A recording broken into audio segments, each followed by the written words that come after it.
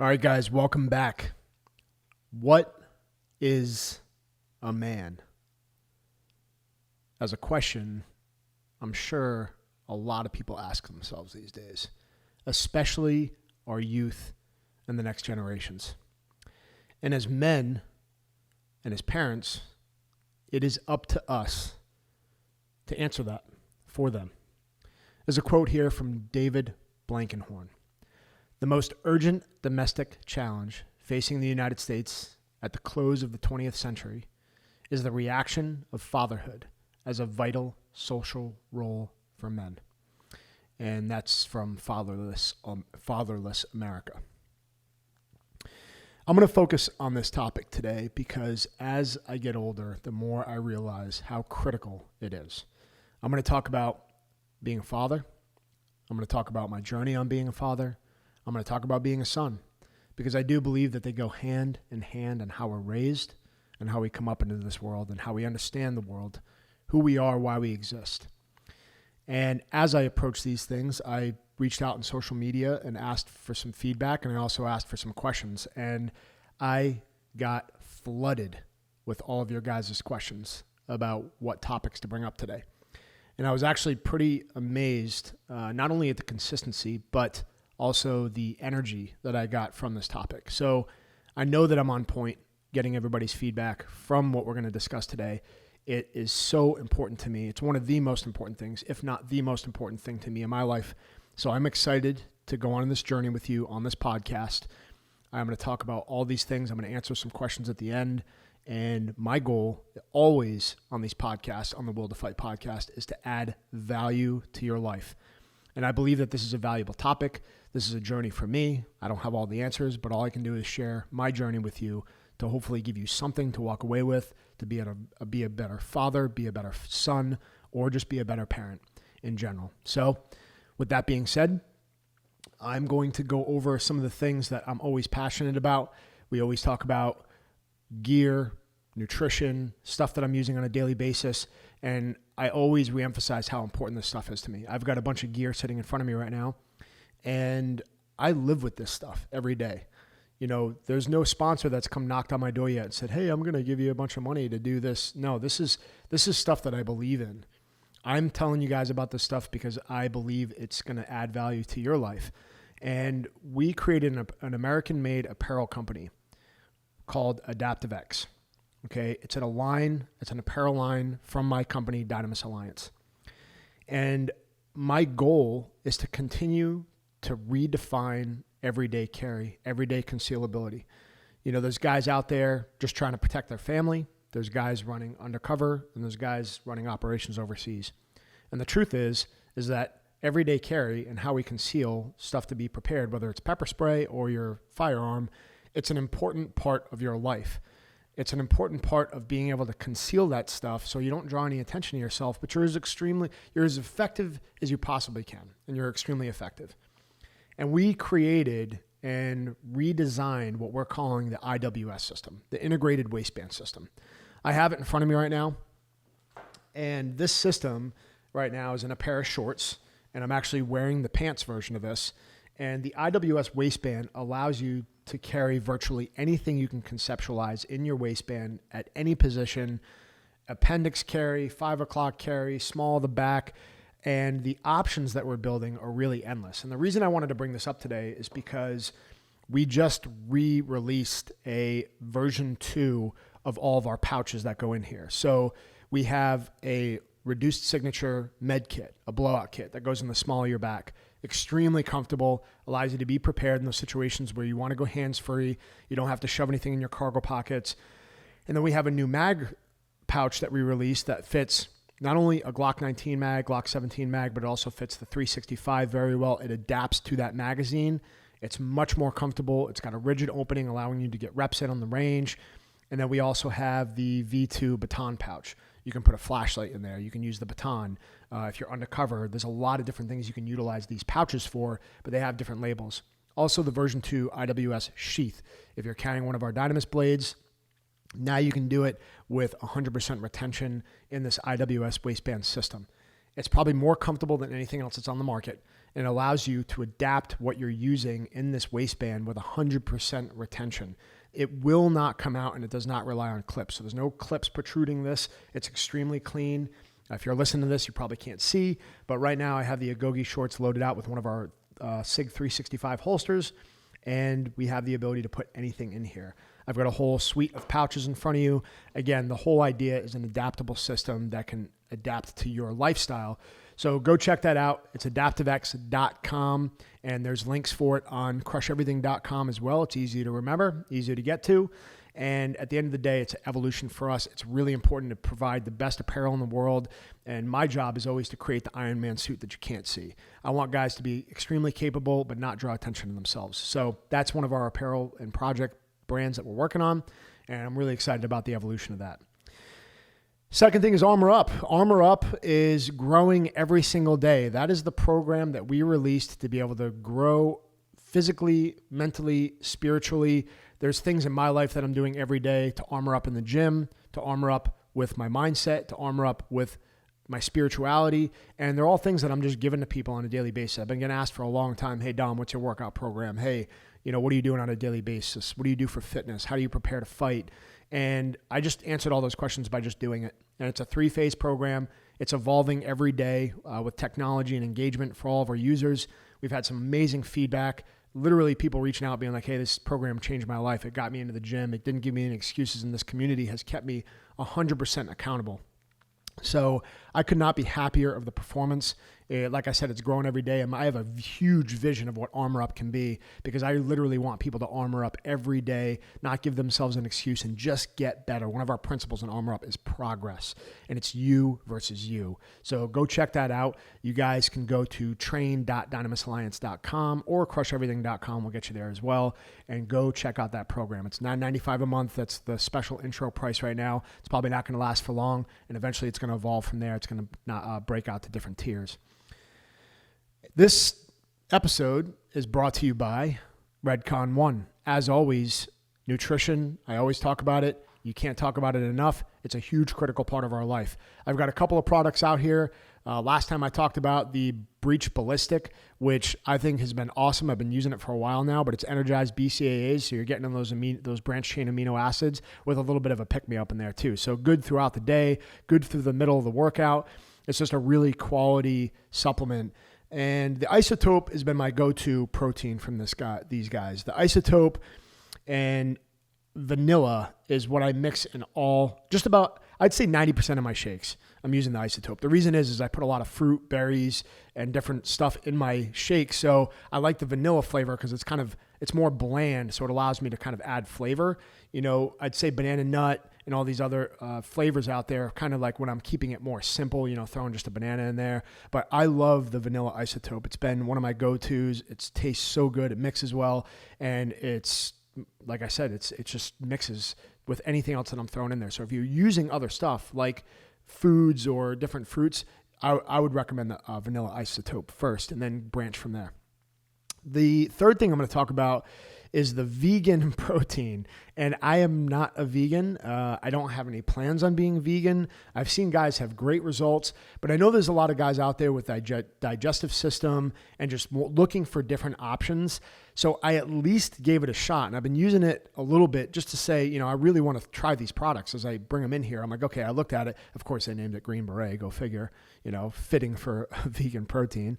But at the end of the day, it tasted really good. It actually wasn't bad at all. I was very surprised. I thought it was going to taste a lot more planty and, fruity, but it doesn't. It actually tastes like a good quality protein. So if you're looking for an alternative option, if you're looking for something other than animal-based protein, the Green Beret, it says Go Green on it. It's a vegan protein. It is really good. I thought it tasted great. And I'll actually read the back real quick to tell you how many grams are in each scoop. So this is a 1 scoop, and you're still getting 20 grams of protein per scoop. So go check it out. A lot of potassium in there too, vitamin D, calcium, iron. It's really good, and I would recommend it. I have tasted other vegan proteins before that just were horrible, and they did a really good job putting this together. So go check them out, redcon1.com. Remember, you can always use the code DOM, D-O-M, to save 20% on your next purchase or on your entire purchase. Those guys are constantly putting out deals. One of the best supplement companies out there right now. They're up and coming. Go check them out. And I'm pumped for this episode, guys, and I hope you enjoy it as much as I am putting this together because it's something that means a lot to me. And here we go. We are all going to have to fight. I don't care if it's mentally, physically, or spiritually. We are all going to have to fight for something in our lives. My goal is to help you forge your will to fight, to become the best that you can possibly be for yourself, your family, and everybody else around you. I'm Dom Raso. Welcome to the Will to Fight podcast. All right, guys, we talk about the will to fight, and I think a lot of us can relate to being fathers and sons and needing to engage that will to fight in that critical relationship. I'm going to read something to you guys, and it hit me pretty hard. And it's a challenge. It's a challenge for all of us to reflect on as I begin this and why this is so important. This is a poem that a young man or a young kid in his teens sent to one of his mentors, searching for purpose and looking for direction in his life. And this is what he said. What is a man? Is he someone who is strong and tall, or is stout and talented as he plays ball? Is he someone who is hardened and rough, who smokes and drinks and swears enough? Is he someone who chases women hard with a quest to conquer, but never dropping his guard? Is he someone with a good business mind who gets ahead of the others with his nose to the grind? Or is he someone who tries his best, not really caring about any of the rest? What is a man? Does anyone really know? Tell me, who is the prototype? To whom shall I go?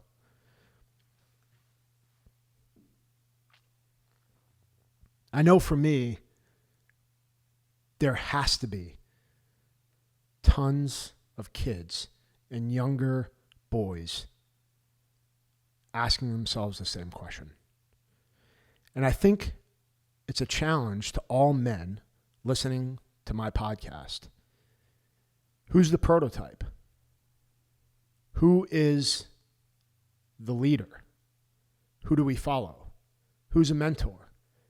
In today's day and age, I can tell you right now that when I look around our society and our culture, and I open up Instagram, I don't see much for kids to follow.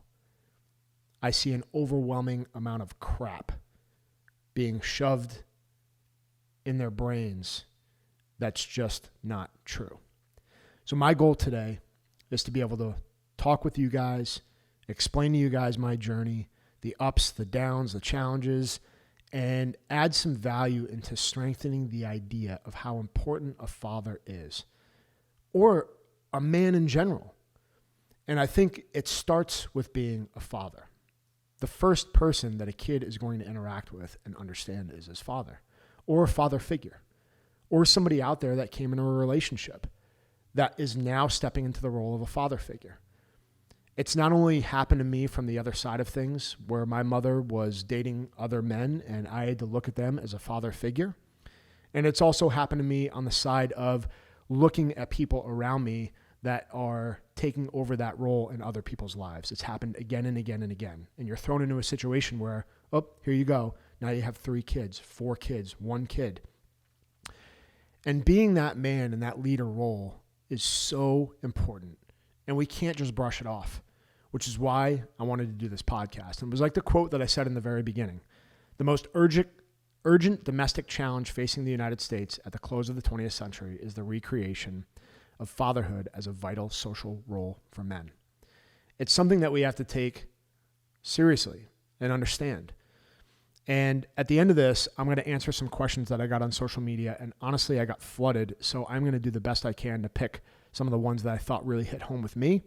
And I already know that there's probably going to be a follow-on to this because of how passionate I am and how much of a priority it's become in my life.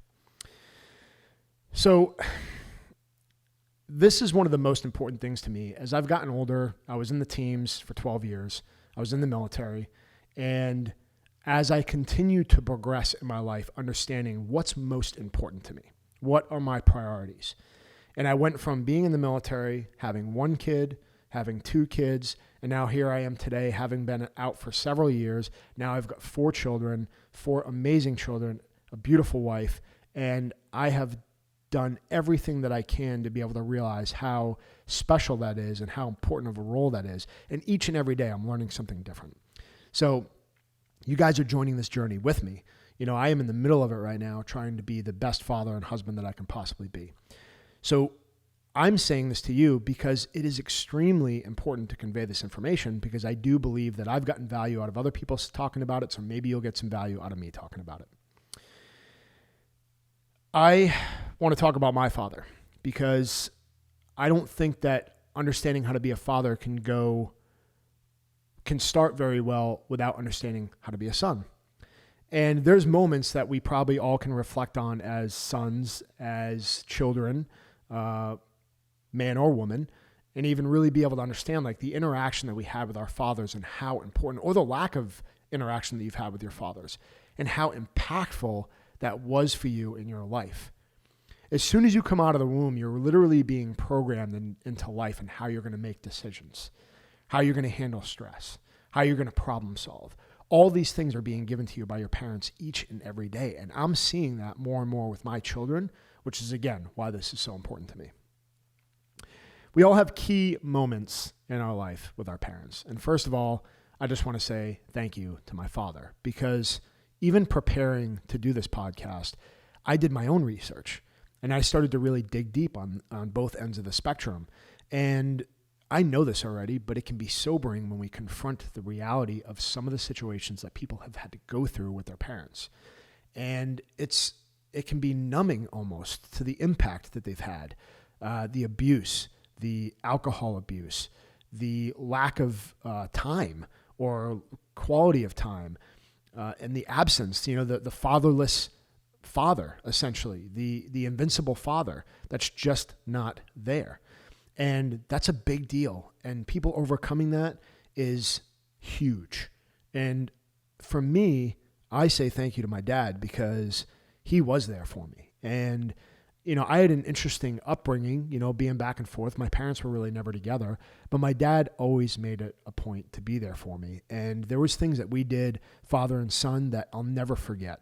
There was hard times, there was challenges, there was arguments, but a lot of the stuff that I remember is the good stuff. I really remember the key moments that he was there for me, that he woke up a little bit earlier to get me out, or took the time to explain stuff to me, or showed me how to tie a knot.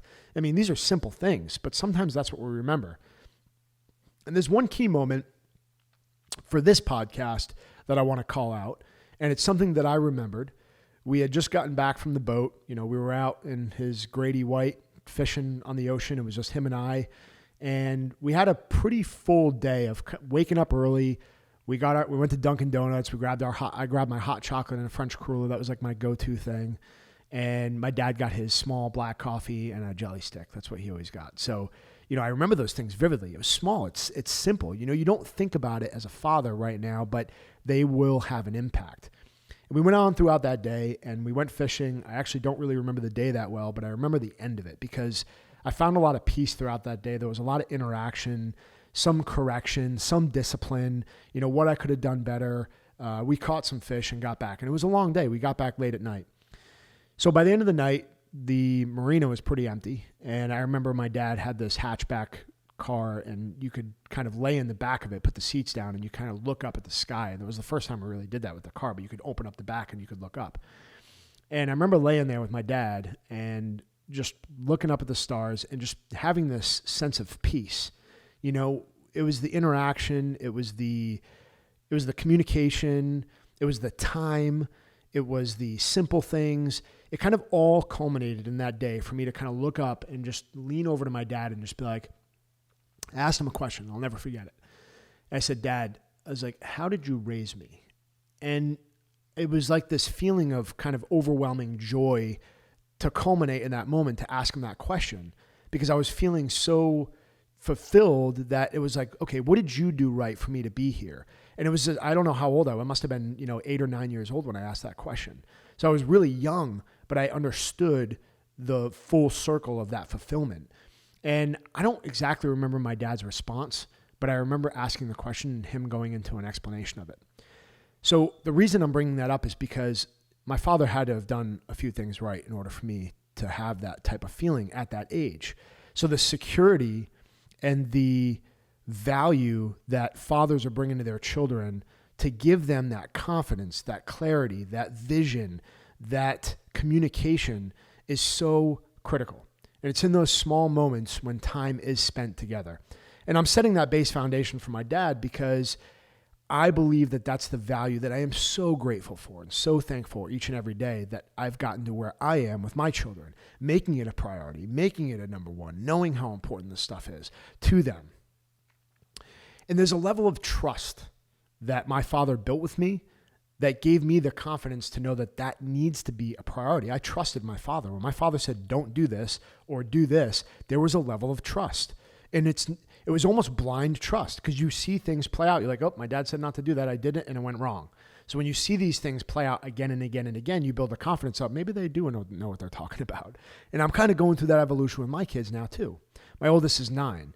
And we are definitely going through some of those challenges. I'm like, don't do that. And then he goes and does it. And then every now and then when he does something I ask him not to do, it doesn't work out in his favor. And he's like, you were right. I was wrong. And that adds up. And there's a lot of times where I've banged my head against the wall. Like, is he even listening to me? But the truth is they are listening to every detail. And it's way more than we realize because eventually the things that I've worked really hard on are starting to come to fruition. So if you feel like you're losing your mind and you feel like it's not getting through to them, have faith that it is. Speaking of faith, that is going to be a big topic. I'm going to end with that as well. And I'm going to talk about scripture. I have a Bible sitting here right in front of me. And that's probably one of the major things that I had people reach out to me and said, make sure you talk about the connection of having faith. Make sure you talk about the connection of scripture and why it's important. And believe me, it is important because it's something that a lot of people overlook. And I grew up going to church a little bit here and there. I'm sure most people can relate to that, but I really didn't connect with it. I really didn't understand the importance of it. I went into the military. I even rejected my faith at certain points of my teenage years. I went into the military, went on my journey, and kept kind of arm's length distance from it. And when I got out, something hit me really hard, especially after Extortion 17, and I lost all my buddies. I had some hard moments, going back into the church, saying goodbye to my bros, and then really thinking about, okay, what am I here for? Like, what is the purpose of all this? And then finally getting smacked in the face with like, all right, God, you're calling me to do something different now. And each and every day since that moment, it's just been a forging of my faith. And diving into my faith has been one of the most impactful, it's been the most impactful thing that I've done to become a better father, to understand how to truly guide and love my children.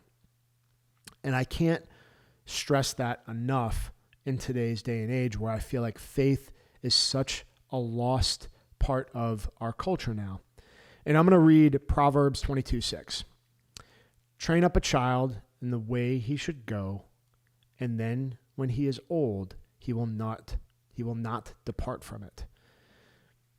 It's very simple, but it's everything. As a base foundation of understanding, we are the leaders and responsible for training our children where they should go.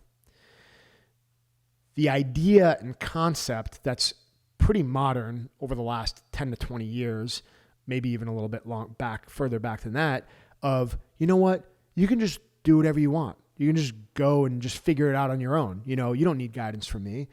And to be truthful, when I look at the culture that existed when my dad was raising me to today, how much more selfish in contrast, in different ways, granted, but still the evolution of our selfishness that we've started to implement in our lives with the distractions on the phone and I got to have my career exactly the way that I want it.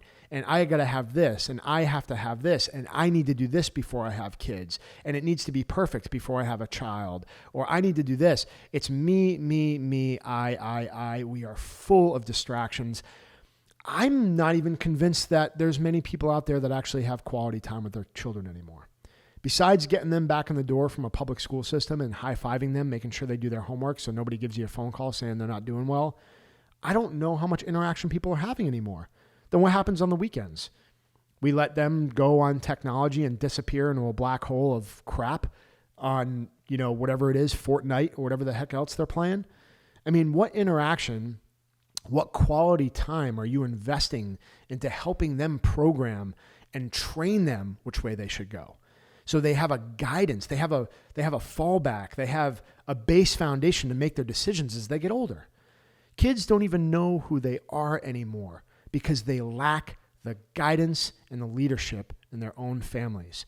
And as a father, I take that extremely seriously. Every word I speak, every action I take, I know it's affecting them into programming and training them the way they should go. So it is up to us, and we can't just have the idea that we're just going to let it just all work itself out and they can just figure it out on their own. Okay, that is a lost cause. Tell me how well that's working out right now. How confused and how lost and all over the place and distracted are our children these days. They don't even know what they want anymore. It's almost like childhood dreams are just disappearing left and right. When kids used to be like, this is what I want to do. I'm going to grab onto this, and you know what? They become it. They do it with the guidance and leadership around them. Instead, today, they just let it bounce all over the place, and social media dictates their ideas. And we're going to talk about technology a little bit because I think it's really important. But I want to get into my journey, and I want to get into the evolution of the journey. A lot of things that I did with my father growing up as well. We went hunting, we went fishing, we traveled. I remember our trips to Maine, being in the pool, just hanging out and spending quality time with each other, building a fire. And it's sometimes it comes down to simple stuff that I remember. So I'm saying that again, and I'm repeating that because I want everybody to understand that don't overlook the small things that you can do really well. Even if you don't think that they're interested, they will remember, and it will add value to their lives. I think as we get older, it's natural. It's natural to ask, who am I? Who am I becoming? When I was younger and thinking about the evolution, I was like, okay, there's different flags, there's different cultures. You start learning about the diversity of the world. I was like, oh, okay, I'm Italian. That's cool. I started to look into it. My dad was Sicilian, and I started to really dig into the Italian culture. And I was like, wow, this is awesome. Lots of food, people that talk with their hands and really loud. I love my family. This is awesome. And I started to gravitate towards that because it was something that I found out that was new, that was a part of my culture. And I started to figure out more of who I was, what my background was, what my traditions were. That is where I think a lot of families are getting lost now. What is tradition? What are the values? What is passed down? That stuff is so valuable. And when you were a kid, what do you remember? Getting together with the family, doing the events, getting together for the holidays. We're so fragmented now as a family. I think it's so important to continue those, to let the kids know who they are, to remind them who they're becoming, to let them know that these traditions are important to you. The trust that I built with my father was tremendous. And when I talk to people about being a father today, first and foremost, I always talk about the value of what trust means and how important it is. And this is the evolution that I've had from having my first kid, my first boy, until the boy that I have now and the daughter that I have now. So I have 4 kids, ages 9, 6, 3, just turned 3, and 1.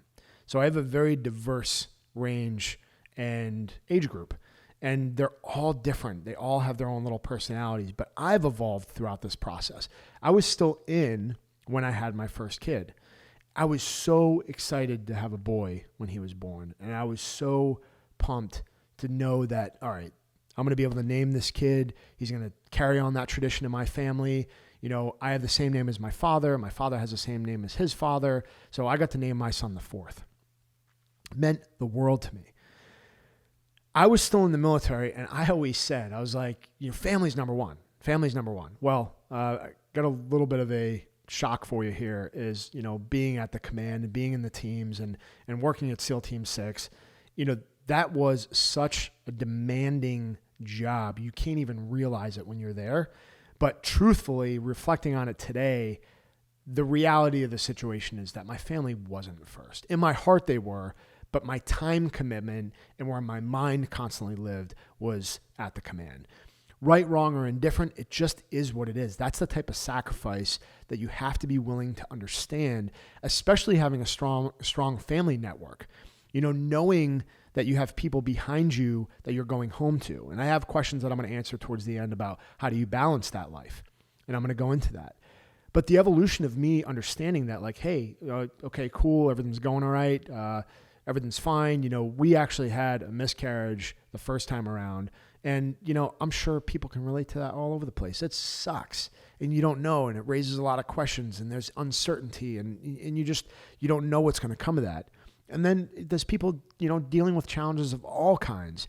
But we had our own doubts about, is this going to work out well? Okay, I'm deploying, I'm going away.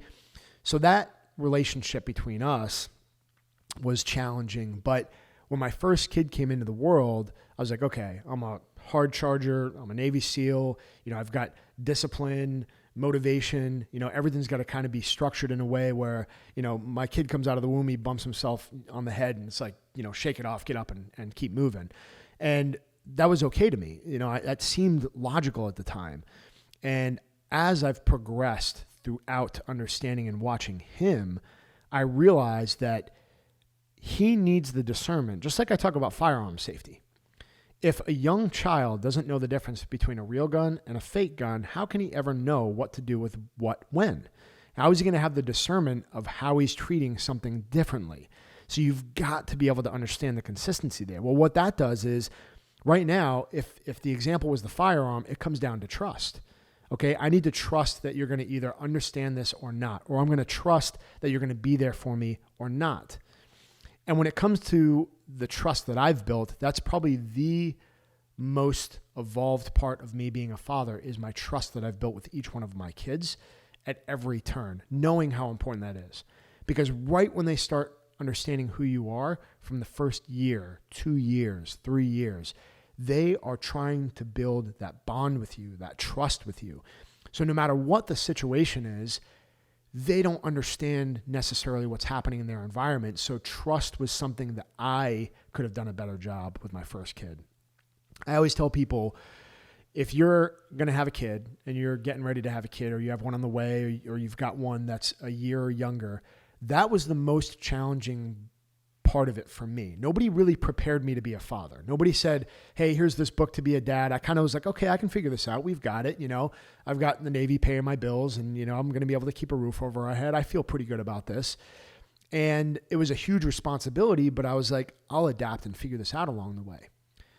What I didn't really get, or the knowledge or the heads up on, is like, hey, your whole life's going to change now. So, all the date nights and, all the stuff that you're going to do with your wife, well, that's all going to go away now. And the focus is going to be on the child. And I really wish I did prep my mind a little bit more for that, because I didn't really know how to handle it. And this was my own personal journey. My son was born and I wasn't quite sure where I fit in. I loved him to death and I would have done anything for him. And I was so proud of having a son. And my family meant everything to me. But it was hard to kind of figure out now my role. Being in the teams and still, hanging out with the guys, it made sense to me at the time. Like, okay, yeah, I'm just going to go out for, a night of drinking, or I'm going to go over here for this event. And I didn't put as much value as I wish I did right away, because your life changes. You have to prepare your mind for a life shift. It's going to be different now. And eventually, I'm sure I'll bring my wife on the podcast to talk to her about this, because she has some amazing insight. And of course, as you can imagine, a different perspective of who I am and how I've evolved as a father. But this is something that I tell guys. I was like, hey, the first year is going to be challenging for you. Be willing and open-minded to adapt to the change. Find where you can be most useful. Understand that this is your most important priority now. And that's an evolution for me, where now I don't want to say closer, but I want to say much more intentional about spending the time and building that trust with each one of my kids right off the bat, right out of the womb, holding them, talking to them, communicating with them, being there for them, even in those small little moments where as a father or a warrior, you're like, where do I fit into this? We can't really roll yet. I can't really do jujitsu yet. I can't really, fight or put the pads on, or they can't work out with me. What do I do? It's kind of like I just either hold the baby, change the diaper, or hand it back off to mama. And at the end of the day, it's so important to know that each and every one of those moments, no matter how small and how insignificant you might feel, you're making a great and large impact and an investment for the future. Remember, most children, they're developing their minds from age 1 to 5, 1 to 6. And that's really where the biggest leaps and bounds happen, from communication, from understanding, from trust, from decision-making. So it's critical that you're involved with them right from the very beginning and knowing your role right off the bat and building that trust. Again, as I've said before, this is my biggest priority in life. This is my biggest accomplishment in life, is having these kids and knowing that my biggest impact is going to be made for them. And if I'm not sitting here trying to communicate to people to add value, I'm right with my family doing stuff for them, trying to add value in their lives. I think one of the other biggest things to understand as I start to talk about the evolution of, me and my kids and how I've come up with them is humility. I can't tell you how many times I've screwed things up and I've messed them up and I haven't done the best as I could as a father, and I wish that I had. But you know what? The best thing that we can do is not sitting there beating ourselves up over it, but take it, reflect on it, and add value to your future and move forward and do it better. I have no problem admitting to any one of my children, my wife, or whoever it is in my family, saying, hey, I screwed this up. You were right. I was wrong. And I think it is so important for kids to see you go through that process. I think it's so important because now my son doesn't have a problem coming up to me and saying, hey, I could have done this better, or hey, I'm sorry I was wrong. If we're always so prideful, we can't sit there and admit to our own kids that we were wrong. We're never going to give them permission to do it as well. And I think that trust, again, is critical. It's exactly what it's going to do, is help you build that trust. So take the time to know, and don't leave your kids questioning. If you sit there and they're scratching their head like, wait a minute, I thought he said he was going to do this, but he didn't, and you're not open with them, it's going to be just confusing. It's going to add more confusion to what they're asking of you. So I don't have a problem really telling them that I don't have all the answers in the world, and it's a learning curve. I tell my son all the time, you're teaching me just as much as I'm teaching you sometimes. You're teaching me, I'm your leader, but the best way that I can do that is through my actions. Communication with my family is everything. And when I talk about those deployments and I talk about the expectations and I talk about what was going to happen, you have a whole family behind you. They're your base foundation. They're your support system. And when I was working or traveling or whatever the case was, if I knew that was going to happen, I always tried to communicate as best as I possibly could and set those expectations, because when they understood what was going on, they felt like they were more in the loop about where I was going and what I was doing. And again, that's been an evolution ever since the very beginning. That's been an evolution behind me being deployed and now traveling as an entrepreneur. So I think the other thing that's important is understanding the priorities and also making your family feel like they are actually a priority. I'm sure you guys can hear the jets in the background.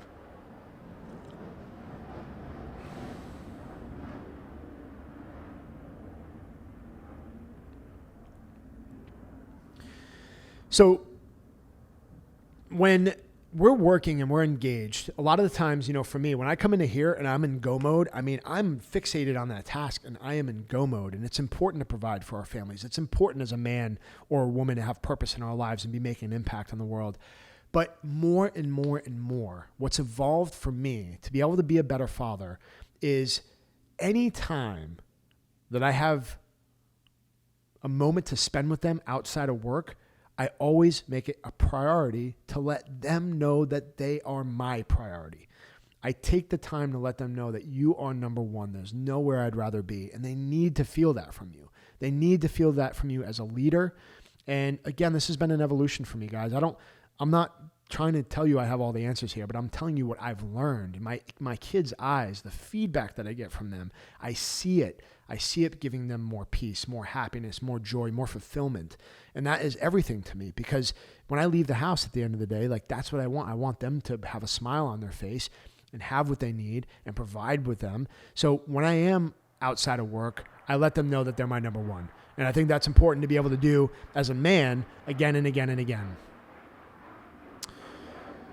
So the biggest contrast, again, being in the military, and this has been a journey, is that maybe when I was in, my family might have not have felt that they were my number one priority all the time because of the fragmentation that I put. Like, hey, we're home. The guys are going out. I'm going to go out with the guys. Well, right now, where I am in my life, this is Virginia Beach, by the way. So you're going to get some freedom every now and then in the background. It's always fun when those guys are buzzing around the whole day. But my social life, and this is a hard thing for some guys. I think especially people that don't really expect to have a kid, or, you know, maybe they have a child and it's a surprise, or whatever the case may be, you know, things are going to change very quickly for you. And sometimes it's hard for people to let themselves go. But I'm just telling you, as a father, one of the best things that you can do in your life is knowing that the most valuable thing that God's blessed you with is that child. And it's time to intentionally shift gears in your mind and say, I have to be a new person now. I have to take a new role on, and the social life that you probably hold maybe in high regard or think so much of is pale in comparison to the investment and time that you would give your children, even at a young age. So I challenge everybody on that, on their social life. I talked about how selfish our culture's become.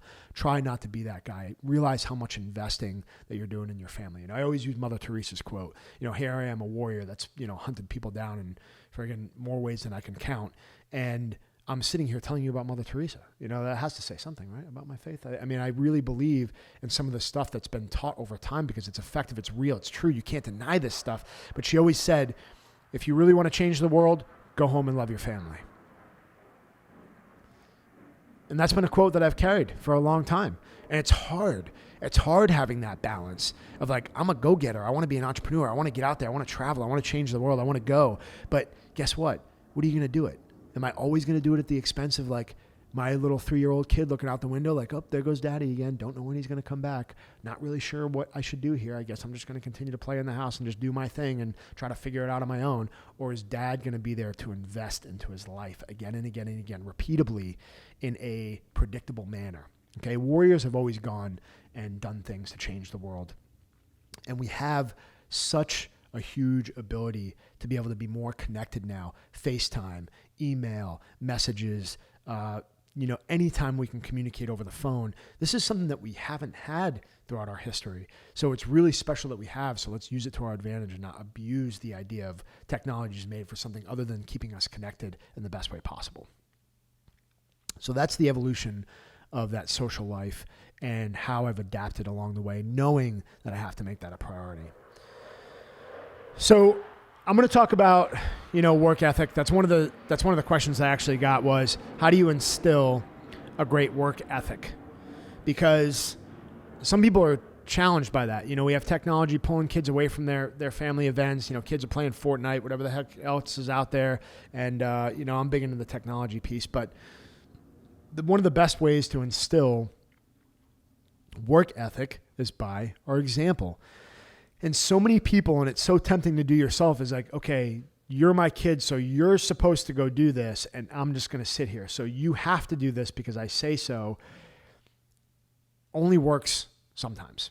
And it's not as effective as you think it is in going to do it yourself and just getting up and showing them the right way, showing them how to take the trash out. I mean, our kids are so involved with what we have going on.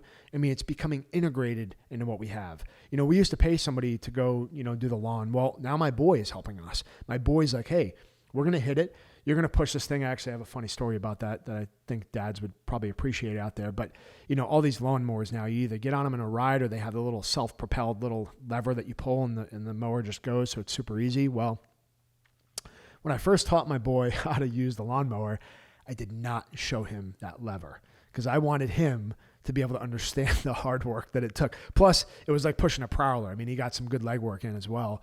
But I didn't show him that for a long time, and he kept doing the whole yard, sweating, drinking water, getting the yard done. And eventually, after probably about several months went by, he finally hit the lever, and he was looking at the lawnmower like, wait, what's going on with this thing? And he finally got it to go, and he ran back inside. He's like, Dad, I found this lever on the lawnmower. It moves itself.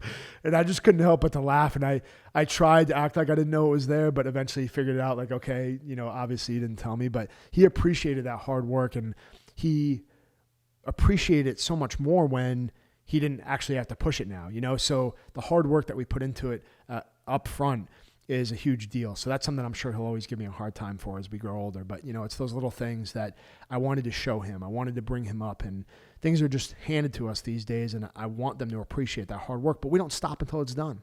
We work in the yard as a family. We work as a family, work as a team unit. Everybody's doing something. My daughter's picking stuff out of the garden, picking weeds. My boy's pushing the lawnmower. My wife's over there trimming the bushes. We all work together, and we always try to pick up on it. And that's one thing that I've learned to be effective in the teams. And there's a lot of translations here. Believe me, I'm kind of naturally talking about it. I'm trying not to be too hardcore, like, oh, when I was in the teams and now it translates. No, but there is some very good points that I've learned along the way. And when we're doing CQB or when we're in a team room, it's like nobody has to say anything to anybody. The trash needs to go out. Guys just do it.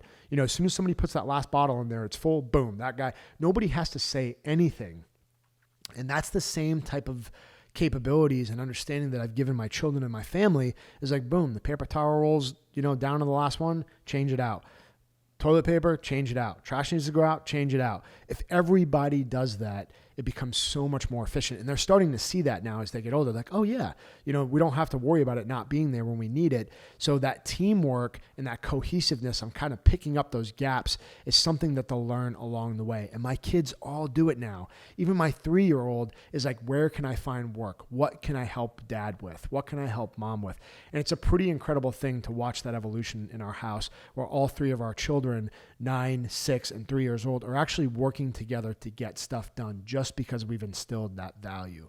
And again, it's an investment. This stuff doesn't happen overnight, but have faith that it's going to come together for you. And again, like I said, sometimes you feel like you're beating your head against the wall, but I really do believe that this stuff resonates. It's just a long-term investment for a longer part of their life, especially after the fact.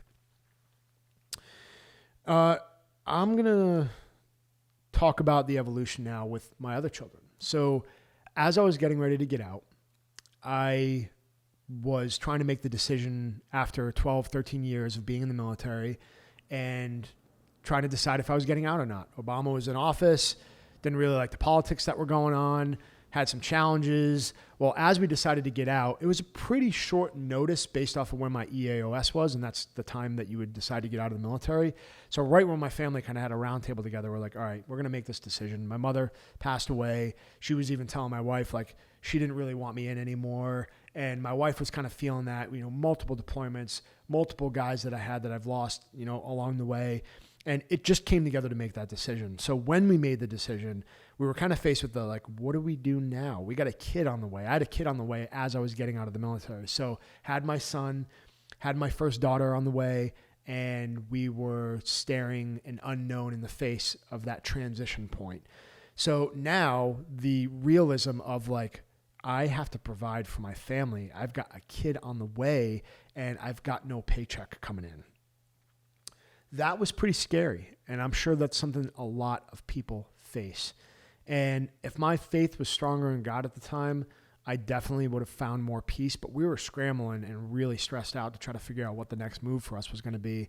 And we tried to put things out there. And as a veteran, I'm sure guys can relate to this, or even career transitions in general, is you start to put your feelers out there. You start to kind of open up. Well, that really took me away from my family. I mean, I really had to focus outside of that because as the provider, we want to find the ability to give them that resource. We want food on the table, a roof over their head. So I really shifted gears into kind of scrambling as an entrepreneur. And I took that role on right outside of the military. And I really didn't skip a beat in that entrepreneurial lifestyle for a while. I mean, several years at least, 4, 5 years, 6 years that I just scrambled nonstop, tried to say yes to all the opportunities that were coming my way because the future was somewhat unknown. I had a passion for what I wanted to do. You guys have seen that throughout the evolution of Dynamis and what we've adapted, what we've accomplished. But as an entrepreneur, I had that pull at my heart, like, okay, I have 2 kids now. I have to get out there, sacrifice my time with them, travel, be on the road. I was on the road probably about 20 to 25 days out of the month initially for the first year and a half, 2 years, easily, spending weeks at a time. So really kind of lost connection a little bit with that value of giving my family that time. And I'd say right around when my daughter was probably 2 or 3. So this was about 2 years out of the military. I was going, and I came back home and I was like, wife was stressed out. I was stressed out. And I was telling her, I was like, look, I know things are tough right now. We're trying to figure it out. We're trying to get the business going, get our accounts squared away and all this stuff. And, I looked at my wife and I was like, hey, listen, I'm doing all this for you guys. So, it's just like, it's got to happen, right? I got to make that sacrifice. And I'll never forget her looking me in the eye and saying dead in my face, like, yeah, that's great, but what's it all worth if you're not here? And that's one of those things that hit me so hard. And this evolution of being a father, being a better husband, has taught me these things. And you hear these countless stories to people all over the world. They write books. Listen, Gary V, maybe he'll listen to my podcast one day, but Gary V, even I catch him saying comments like, yeah, everything's great, but I don't always get to see my family as much as I want to.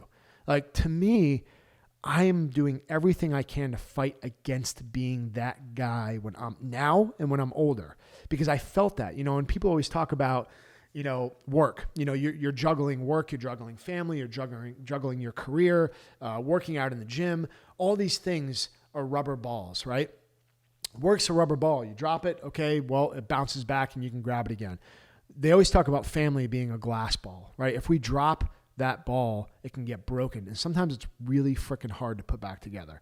And that's something you have to keep in mind, is that time that we're investing in it, what are truly our priorities? What are we saying to our family when we're not there? What are we saying to our children, which is what this is all about? Me being a better father, husband, son, of understanding that my time and my investment needs to be with them. I need to invest that time and let them know that they are my priority. And that's the biggest thing that I've done now, is say, okay, if she feels like I'm not even here, and what's it all for if I'm not there, if the meaning of me being around is much more value added than anything I'm going to be able to provide.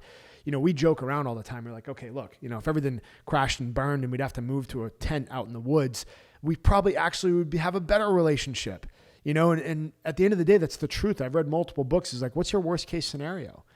When it all goes away, if you had to risk everything and you lost everything today, what is your worst case scenario? And sometimes you have to confront that to yourself, because it's a really powerful thought, and I often talk about what the definition of success is to me, which I'm constantly trying to understand in our lives: value, success, all the things that have meaning, our purpose, why are we here, who's a man, how do I raise a good son, how do I raise a good daughter? And my definition of success is strengthening your worst case scenario. Strengthening the scenario that's going to end up on your deathbed when you're sitting in that casket at the end of the day. What is your worst case scenario? No amount of money in the world, no material thing, nothing is going to be as meaningful as the people that are left standing with you in that worst case scenario. And I think that that's something that I've reflected on. So now understanding that my wife's like, hey, what's it all worth if you're not here? Then what is the true value of me not ever being with my family? I do not want to be that guy that says, oh man, yeah, I got all that stuff accomplished, but I could have spent more time with my kids. I wish I spent more time with my kids. I'm like, no, guys, you're here in real time, like my life. Like, this is where I'm at right now. I'm like, there's no more important job to me to be than a father, a good father with time and value. And I'm sure some people, I was talking to my wife this morning, like, people have probably seen that on my social media. the evolution of, is Dom even married? Does he have like any kids? And then all of a sudden you got kids coming out of the floorboards, all over the place. I got 4 kids, but I love them with all my heart. And it got really difficult to separate the two. And I did that because I wanted to protect my family, but at the end of the day, like, they are everything to me. So it's very difficult to do that. And that's the evolution. And that's why I'm so passionate about talking about this podcast with you guys, is just to bring this value to you. So that was my second daughter. And again, when she was a couple years old, I kind of had my wife look at me and be like, what's it all worth if you're not here? And then as I was out for a few more years and the evolution of my companies happened, I started to break out in different things. I was speaking, I was working with the NRA, I was working with my company Dynamis. I started to have the idea of building an apparel company. All these other ideas started to come into play. And I love diversification. I mean, I love the idea of doing several things, because to me, what I do as an entrepreneur is always my lifestyle. I want to come as close as I possibly can to doing what I love in each and every moment. I want to walk in the next room and be excited. I want to love every second of what I do. And that can be challenging, but that, I believe, is what a really big part of your success is. We should all be looking for that fulfillment, and we should all be looking for that purpose. And so as I had my third kid, which was my son, I have such an amazing relationship with him. Why? And I have an amazing relationship with all my children, but I've gotten better as a father. So right from day one, I knew that I had to build that trust with him. When my daughter was born, I was out there scrambling as an entrepreneur. When my son was born, I was over deploying, chasing bad guys. When my third child was born, my son, my second son, I realized that it was about that trust. I've said that to people that are first-time fathers and first-time mothers, to say, hey, look, all this other stuff that you think is important and you're going to do, and discipline and all that stuff, I was like, always put building trust with them first, regardless of what it's on. And I've learned that what I thought was having an effect on my first son didn't work the way I thought it was going to 3-5 years down the road. And that was a learning curve for me, because I was like, suck it up and brush it off. That didn't make sense to him. He didn't have the discernment to know why he was being tough. All he had was the idea that, here's my dad telling me what to do, but this isn't making sense to me. So let's clean that up. And on my third child, I spent a lot of time intentionally building that trust with him again and again and again. Bumped his head, grabbed him. Hey, buddy, it's going to be okay. Did something to hurt himself that didn't make sense to him. I could see that he's trying to figure it out. He's trying to process. So what's the most valuable thing that I can do as a father? Just be there. Let them know that in any situation, no matter what it is, if it's challenging, if it's confusing, if it's hurtful, painful, the best situation for me that I've learned is just to be there for them and adapt. Sometimes as fathers, we need to adapt, like, oh, okay, I haven't seen this before. What's the most effective way for me to be there for them and let them know they can feel that love, that somebody's protecting me, guiding me, that has confidence in me, that's got my back. Like, that to me has been so valuable. And now that I'm doing it with each one of my children, I can see the investment that it's making to them, and so my third son, doing that, me and him are so tight. And I have to say, I'm tight with all my children, but I'm learning as a father. This is an evolution for me. So now my son, me and him, I mean, you can't disconnect us. I see guys all the time. He's 3 years old now, and like, oh man, when are you gonna put that kid down? He wants to jump on me and he wants me to carry him into church. And you know what? Those days are numbered. And I'm like, okay, I can get crap from guys telling me that I'm coddling my kid too much, because it's not about that for me. I'm not coddling him. He just believes in me that much. He's like, look, I just want to hang out with you more, because believe me, there's going to be the transition and he's going to see that phase. But why not take the opportunity at this age to be able to build that trust with them, knowing that I am going to be there for them? That transition is going to happen naturally. And if I have the time to invest in that trust, I'm going to do it every single time I have the opportunity. That's been the evolution of my third child. My fourth child, and my daughter coming into the world, I feel like I was more prepared, obviously, than any of the other ones, because it's a constant evolution. But that's exactly the role. And they all have different personalities, man. She's sassy. She's one, but she has got a little attitude. She'll give you a scowl, look at you like, who are you? Who are you to tell me what to do? But she's so freaking cute. And that's the same thing I've done with her, is build that trust. Let her know that I'm there for her, and continue to work on that and build that even more throughout each one of these relationships. And then the unity with our family and teaching them how to work with one another and share and trust one another and look out for one another and protect one another. It's really cool, again, the evolution that I've been on, because I came up with an honor code. I actually talked about this with Chuck Holton the other day. And, I talked about getting that to him because he wanted to see it. But I actually came up with an honor code with the kids. They all read with each other every morning before they start their schoolwork. They start that honor code going down the list and saying like, hey, look, this is the honor code that we live by. These are the things that we believe in and reinforce with one another. And this is the thing that we're going to tell each other to back it up. So if you've got brothers and sisters to help you solidify that communication again and again and again, like, hey, if you're not aligning with that family mission, then the other kids will fall in line. And my daughter is so cute. My 6-year-old daughter, she is the one that we named after Louis Safrant. I had her out there when we were doing the first Armor Up Louis workout. It was pretty incredible. That's why that moment meant so much to me, because that little girl is just amazing. But she'll hold her 9-year-old brother accountable, and it's that communication. Again, it's that over-communicate, that clarity with what our purpose is each and every day.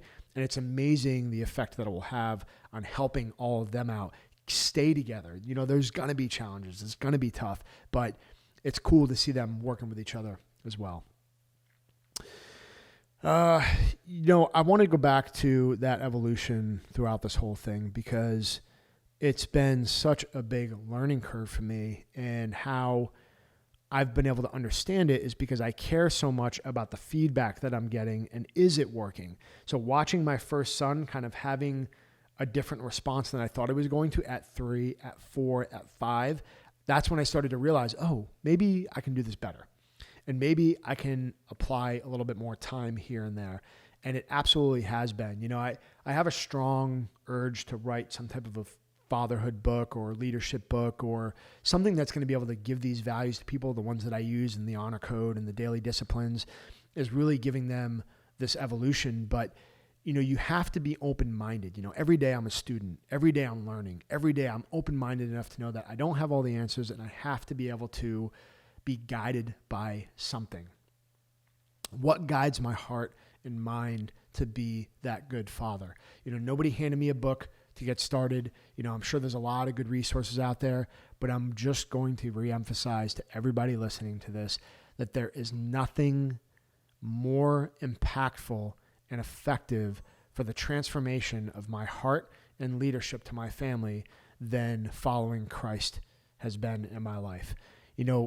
Opening myself up to that, understanding Scripture, understanding faith, understanding the love of Christ in each and every moment. It's all right there, guys. Literally, I can't, it's like, hello, where has this been my whole life? The Bible that has invaluable information that is absolutely priceless to our hearts and minds. It's written in our DNA to be able to be great fathers, great husbands, and to be able to set that example, having no fear, not getting frustrated, don't get angry, don't do things that are going to go against strengthening their love for each other and for you. All this stuff is right here, and it's right in front of you. And there's so many different things that, I want to read, because I'm just going to read 3 of them. I'll read 3 of them, and then, if you have never read the Bible before, or you have, or maybe you missed these, you'll just get a little refresher. So first one is, what is desirable in a man? And his kindness. Humility. Do nothing from selfishness or empty conceit. Regard one another as more important than yourselves. Servant leadership. Whoever wishes to become great among you shall be your servant, and whoever wishes to be the first, you shall be your slave. Loyalty. For I delight in loyalty rather than sacrifice, and in the knowledge of God rather than burnt offerings. So there's Scripture over and over and over again, as you dive into each one of those things, opens your eyes to why we exist in the first place, why we need to be great fathers, why we need to be great leaders. The communication of that has literally transformed our lives. And my whole family gets pumped for Sunday to get together, go to church, strengthen one another. And yeah, it's difficult with a 3-year-old and a 1-year-old, and having kids bouncing around, but we figure it out and we adapt. We just try to find peace in those situations and know that, God's calling us to adapt along the way and really figure it out. And there's a purpose for everything. There's a purpose behind everything that we do, especially as parents, but the growth and the progress in parenthood and as a father is everything. If you're not progressing, what are we really doing? We really need to be looking at improving the way we're interacting with them each and every day. And I do believe that my faith has done that for me. So I know that will strengthen a lot of fathers out there being like, heck yeah, because I get feedback from it all the time. But if guys are curious about how to become a better father, that is the number one thing that I'm going to tell you. Let them know that you love them. You cannot say to a child enough that you love them, you care about them, you're there for them. And I don't think today's day and age, it happens enough. I think there's a lot of families that could say it way more. What does that mean? What does that truly mean when you say you love somebody?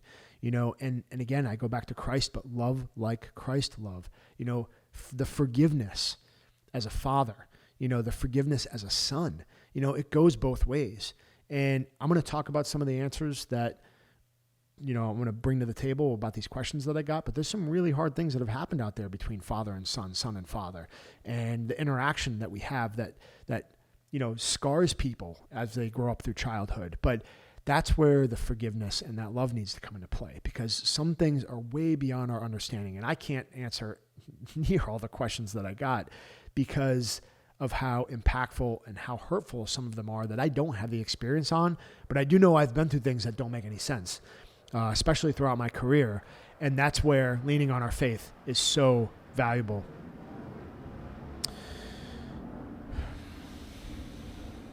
Planes, gotta love planes. All right, so the biggest thing about accountability, and I'm going to talk about accountability, taking accountability for ourselves, right? Talking about how we can be better as a father, talking about how we can be better as a leader and even as a son, taking accountability for our own mistakes. That trust that we're building is built also on our actions. I cannot tell you how many times I say, okay, you're going to do this, or you're going to do push-ups if you say this word, or whatever the case may be. They're going to try to hold you just as accountable, and they turn it right back around you. If I see my kids getting frustrated with something, I'll be like, hey, calm down. Let's work through the problem. Take a deep breath. And just the other day in the kitchen, I was cooking, and I had something fall off the counter, and I tried to catch it, and I missed it. And I was like, oh, I got pissed off that I didn't catch it. And my son, you're already irritated because whatever happened didn't go your way. And my son looks over and he's like, Dad, calm down. I think you could have handled that a little bit better. And I got my 9-year-old son over here telling me I could do it better. And my instinct is to be like, dude, you don't know what's going on in my head. And my instinct is to give him a hard time about it. And I even wanted to, but I caught myself and I was like, you know what? You're absolutely right. I could have done it better. I could have worked through that a little bit better. I could have caught it, or I could have not gotten as frustrated. But they're going to hold you accountable, and sometimes we don't like that, and it's hard to do. But remember, what we're asking them to do, we have to be willing to do ourselves. We have to be willing to take that action ourselves. If we hold them accountable and tell them to take the trash out or clean this or do that, guess who needs to be the first one to do it? Us. We need to be. As good fathers, to show them what hard work is, to show them what the example is, and to set that base foundation so they see it. Kids are learning. Kids are learning through sight, their visuals they're getting, the words that they're hearing. When we talk about the words that they're hearing, if there's one thing, the number one thing that I try to tell people about fatherhood is whether you're a mother or you're a father, always do everything that you possibly can to follow through with your word. Everybody wants to make everybody happy these days, so it's easy to always throw out a maybe, and that's where you get in trouble. And this is where I've still gotten better, because I used to throw a lot of maybes, but I always used to try to follow through with my word. When I said I was going to do something, I would do it. But do they really know the difference between a maybe? A maybe to them is yes. To my 6-year-old daughter, I'm telling you right now, do you want to do a doll party later with sushi and tea? Maybe. That maybe is 100% yes to her because there's a possibility and there's excitement. If I say maybe, she'll go set it up, she'll get ready, she'll get pumped. And then when I tell her, hey, sorry, I ran out of time, I got to go, the whole time I'm gone, she's sitting there let down that I didn't follow through with my word. So your word is your bond with those kids. And we have to be leaders of following through with what we say we're going to do. Because guess what? Guess who's watching? They are. They're watching every move and they're listening to every word. And when it becomes a habit and okay to not follow through with our word, guess who's going to do the same thing? They are. They're going to look at you, look at your example, and they're just going to take time to process that in their head. And it's going to be okay for them to go and not follow through with their word. Oh, maybe. Okay, maybe I'll do that. I don't know. Yeah, I'll do it. And then I let it go. Okay, well, it's not that big of a deal that I said yes and I didn't do it because my dad does it all the time. What are we instilling into them at a young age? We have got to follow through with our word at every step of the way. Be the leader that says you're going to do something and does it. Remember that. Fight against saying maybes and really, really be intentional. It's more valuable than anything you're going to give them. If you tell them you're going to be there, be there. If you say you're going to do something, do something. You know, your time with your children is so incredibly important. And you always hear the balance of, is it quality time or is it quantity time? And I would probably guess that most people listening right now are probably saying to themselves, quality time, definitely quality time. I'm going to tell you both. It's both quality time and quantity time. Okay, if I only show up to do something cool with them once a year, guess what? They're missing their father. And we have got to invest into that quantity time as well. We have to be repeatedly showing them that they are our number one priority. There's no more important job in the world, guys. I'm telling you right now, we can go try to change the world, but if we're not there for our kids, we're really letting ourselves down. Our children are an opportunity from God, a blessing from God to be able to do something in the world and make a difference. That is our legacy. Follow through with your word in every action that we take. You know, your children are going to remember this stuff forever, and so are we. And we want to be able to set that base foundation. So spend quality time with them, invest into their future. It's become my biggest priority. And the evolution of that is, how do I spend more time with them? You know, how do I invest in them even more? You know, we've chose to homeschool our kids for a lot of different reasons. And I can't tell you how many people reach out to me and be like, that's awesome, you homeschool your kids. They love the idea of it. People play around with the idea of it all the time. I'm sorry, but I am not going to let any public school system raise my kids. That is just not happening. And if I can do anything about it, I am going to do something about it. I know not everybody has that option, and it can be extremely difficult, but it was one of those things where we took a leap of faith. We really did. We didn't even really know how we were going to figure it out, but we just made it happen because it was that important to us, and we're so thankful we did because we're able to set that base foundation because I feel like a lot of the public school systems are just like all over the place. I mean, like I said, kids don't even know who they are anymore. You know, when we talk about the importance of, you know, what are they getting for sexual education in their classes? You know, what are they teaching them about what's okay, what's right, what's wrong? And this is what they're coming back home like, they said that I don't know. It's okay to not know if I'm a boy or a girl. Like, what are we talking about here? I mean, this is fundamental and critical information that we are giving our children to set the base foundation of who they are. It is up to us to tell them who they are, you know, and it's very scary what they're putting out in the schools. And I could go into a bunch of examples right now, but I want to stay on topic with what I've learned and what I want to bring to the table. I already know that this is going to be a follow-up because, you know, I had a couple bullet points here, but I wanted to just tell you guys about my journey. And I definitely think that there is something to this about continuing this. I've got a lot of questions I want to answer, so I want to make sure we take a couple minutes to do that. And let's see. Remember, it's the small things, guys, that you're going to do with your family.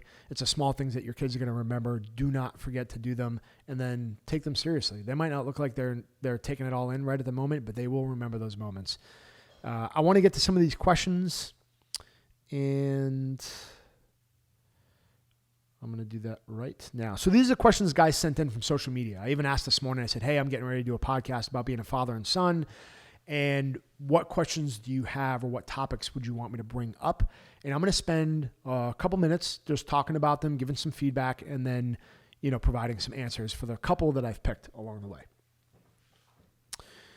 Let's see. Pull this up.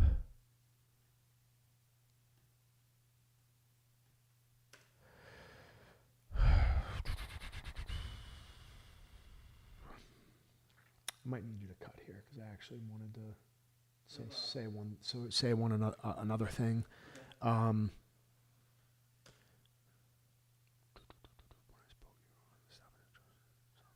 it like another point on the topic of talking about this stuff, or is it based on this question? You know what? I'm trying to figure out how to do this. There's still a section that I want to talk to about building trust and being honest and social media and technology. But technology is going to be one of the questions. I think I can probably end with trust, leading by example, holding yourself accountable, talk about the importance of fatherhood. Okay, I've done all that. All right, let me just go into the questions. You might just have to chop this part out. So, are we good? Yep, we're good. Okay. All right, guys, so these are some of the questions I got on social media. Guys sent me DMs, emails, and messages on social. So I want to be able to answer some of these that you guys sent in. So first of all, thank you for sending these questions in. And I think it's actually kind of cool to answer these on here. So hopefully you guys are listening, and I'll put it out that I did answer these and hopefully add some value.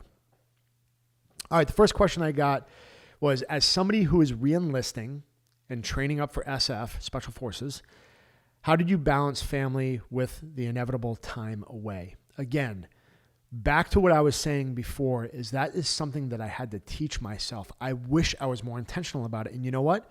You're already ahead of the power curve just by asking the question. You are already intentional about it and you're thinking about it. So my biggest suggestion to you is that you're not going to have control over what time you are away. But when you are home, you will have control over that time that you are home. So you need to make sure that, like I said before, you make your family a priority. When the boys want to go out drinking, sometimes you're just going to have to say, sorry guys, not tonight, and go home, be with those kids, be with that family. Look them in the eye and tell them that they're the number one. They might not get the quantity time that you want to give them right now, but they can get the quality time. We're always striving to do both, but make sure that it is quality time. And if you're going into SF, you got a challenging road ahead of you. And you need to communicate with your family how important their support is, how much you love them, how much you appreciate them. And you need to invest into that, because if you're going to be gone and you're going to be on the road, they have got to know that you love them when you are gone, because that's when it's going to get tough. And for any family, you've got to invest in that time. So for me, going back and rewinding, that's what I would have done. I would have skipped more nights out with the boys. I would have skipped more things that came up that were events that I was like, oh, I don't want to miss this, right? When my family needed me, something that seems insignificant. Oh, the family's just kind of hanging out on the couch tonight. Don't take that for granted. That's more valuable than anything you're going to do outside of the house. Trust me. All right, so that was a really good question. And there's definitely more on that topic, but that was my quick one. I want to get to these other ones as well. Okay. So this was more of a comment, but I thought it was important. He said, I lost my dad 10 years ago to a heart attack. Live every day to the fullest and never go to bed on an argument, because you never know when you're going to wake up or not. And he said, it's not for you to decide. So what does that mean to me? That means that the intentionality behind not taking things for granted in our lives is so important. Life is so short, guys, and it's so easy as human beings to wake up today and be like, okay, well, nothing changed right now. I'm still good, so I'm just going to keep going in the direction I am. You have to convince yourself that it could be over tomorrow. How would you change things if they were? What if you were staring at yourself in the casket a week from now? What if you only had a week to live? What if your dad only had a week to live? What if your mother only had a week to live? You know, the people around you, none of us are promised tomorrow. You have to be intentional about that time. You have to prioritize the people in your life too. It sucks. I want to hang out with everybody. I want to invest time in everybody. But I have 4 children, a wife, a family, a brother, a father to take care of and live for, and I have to make them my priority.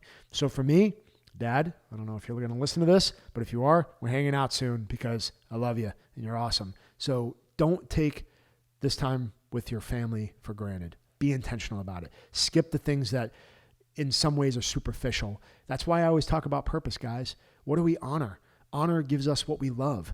What we love gives us courage to go do what we need to do and what we're supposed to do. If we can identify those and filter those in our lives, it's going to give us a lot more of a priority to live for than just running around, lost and distracted like most of our culture is today. Don't be that guy. Be intentional. Be with your family. Invest in yourself and the people around you. Okay.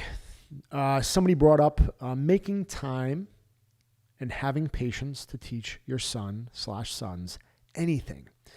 So in a world where we're so distracted, and I'm going to talk about technology again for sure, because that's a huge part of my evolution as a father, is we making these excuses.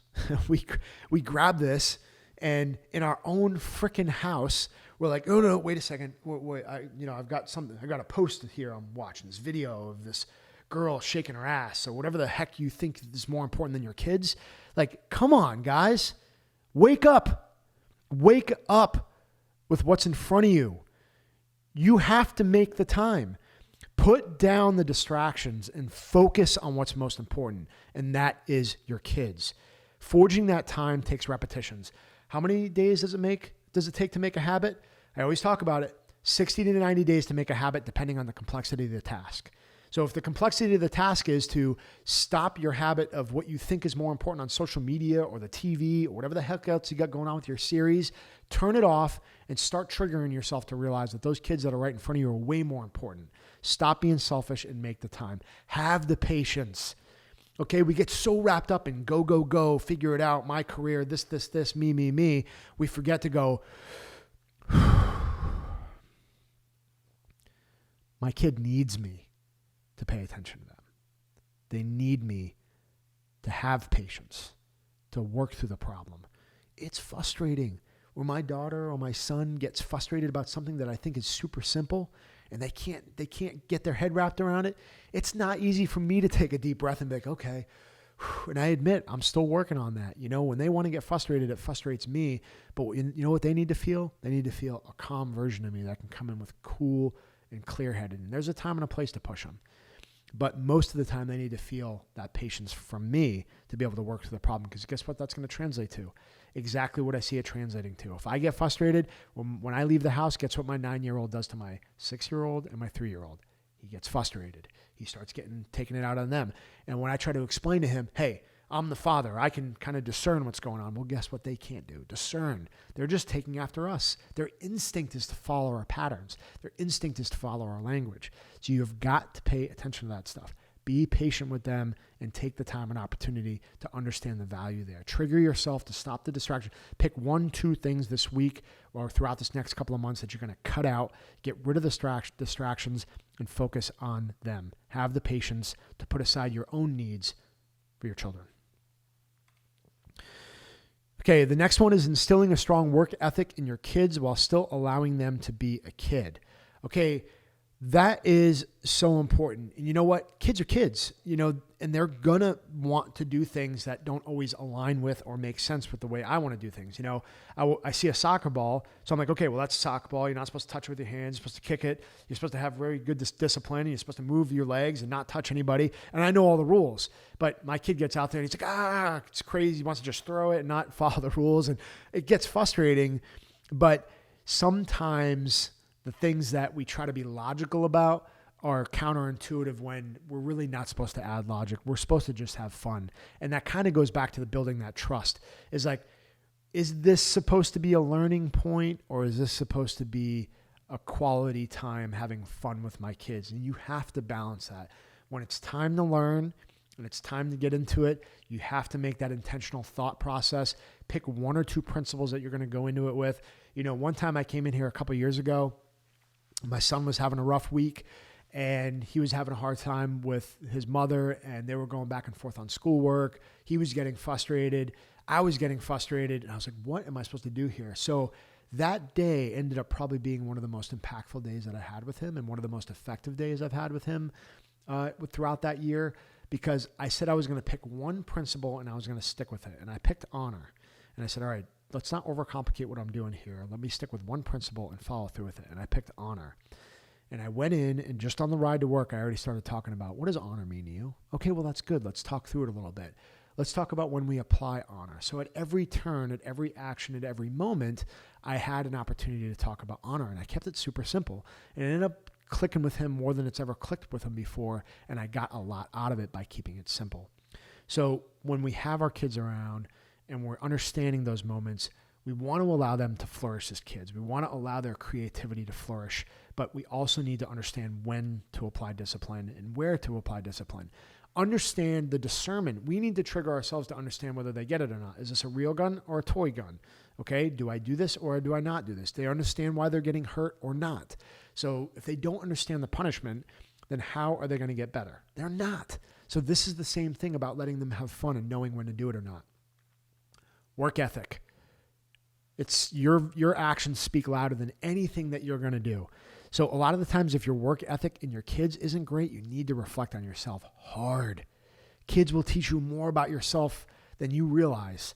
I mean, my kids have taught me so much. The way they talk to their mother. I'm like, oh, well, I guess, that argument that we got in the other day came to fruition because now he thinks it's okay to say the same thing, and it's not. So that makes me better as a husband because I realize everything that I do, they're going to take for action. So that work ethic has got to be built into us. Reflect on your own work ethic to be able to give them that drive. I do believe rewarding them is a good policy as well, but it's got to be intentional and it's got to be pointed. It's not something that I do all the time. I don't reward them for everything they do, not their chores, not their hard work. Hard work is just hard work, but I need to show them. That's the biggest thing. One thing I did early on is I made a cleaning fun. I did I called it speed cleaning. I was like, all right, guys, I'm going to put the timer on and you're going to have a certain limit. And I kind of fired them up around the house. And sometimes it's tough to get yourself encouraged, but you got to do it. I said, all right, guys, let's go. We're going to make this exciting. However many toys I find after you guys are done, and you guys are going to have to do like 5 push-ups each or something like that. I did something, some type of penalty, but I made it fun. You got 5 minutes. Let's go. This is going to be cool. Let's see how fast you can do it. And they competed against each other, and they were having fun, yelling, screaming, laughing, but they were picking up and being effective. So sometimes that work ethic needs to come in different forms. And if it's not working one way, try another way. Make it fun. Add some discipline. Get creative. Think out of the box. Push your own limits. Try something totally new. Try something crazy. Do something that you haven't thought of before. Like I said, that speed round. I'm like, okay, let's run around the house like nut jobs. And they love doing it now. He'll come out of his way to ask me, hey, Dad, can we do a speed clean? I'm like, yeah, sure. Here's the timer. Go. And then the house is clean. So just something to think of to add value so you guys can be creative with that. Okay. Why it's okay to say no to things when it doesn't fit into what's best for your kids.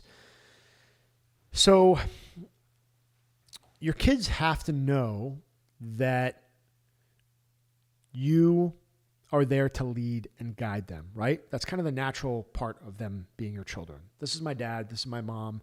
I know that they've got leadership skills for me. It's kind of the thing that I was talking about earlier about the things that I tell him, don't do this or do this. And when they don't, they have a negative result, or they have I don't want to say negative, but they have a challenging result where essentially the feedback comes into play where he comes up to me and says, you know what, Dad, you were right about that. You had the right call. You know what you're doing. I often talk about, but don't shove it in his face, about my experience. I say, look, I've been 9 years old before. I've seen these things before. I've felt what you're feeling, and I've been through these decisions. Trust me that I'm trying to do the best that I can for you when I tell you to do these things. So a lot of the times it's been that trust building where I say no. Now it's gotten really, really easy to be like, no, guys, it's not going to happen. And because I've done it enough and they believe that there's that trust built where it's not always going to be a no. They're going to get rewarded. They're going to do fun things. But when Dad says no, it means no. I think that this is something we've built over time. And they believe now and they trust the idea of when I say no, it just is no. And you have to follow through on that. I think the worst thing that you can do as a parent is say no and then let it happen. It's just like following through with your word. It's so important. It's the same thing as say, I'm going to do something and then do it, is saying no and then making sure you stick to your no. You know what? I've screwed that up a couple of times. I've said no to things, but God, that was really mean. I probably could have just let up a little bit or done something different or let them follow through or whatever the case is. I can't think of an example right now, but I do remember the feeling of being like, that was probably a little harsh, but because I said it, I had to stick with it, even though it was painful for me. I think it was like going to like the water park or something like that. It was something I was looking forward to. I was excited about it. So as a family, we're like, yeah, we're going to go do this. And I was like, all right, if you don't have the discipline to follow through with what I'm asking you to, then we're not going to go to the park, right? And then he did it, and then I ended up canking the whole day, and then we're all bummed out, But sometimes you have to feel that as a family. Sometimes you have to feel that as a team to be like, man, we're all paying for your decision that you made or didn't make. And I think that adds up is eventually they're going to realize that, oh, you're serious. If I actually don't listen to you, there is going to be a follow through. Make sure you correct them and make sure you have the discipline. Look, the discipline comes from us. We've got to follow through with our discipline. No means no. And you have to stick with that. Even if it drives you crazy for a little bit, eventually they'll learn that you're serious. And it's not like, no, don't do that. The worst thing you can do is, guys, me and John talk about it all the time. It's very similar. If a dog does something wrong and you don't correct them the right way and you're like, oh, don't do that. Oh, stop it. And you keep doing that over and over and over again, eventually they're going to realize that you just don't care enough. You're just not correcting them enough.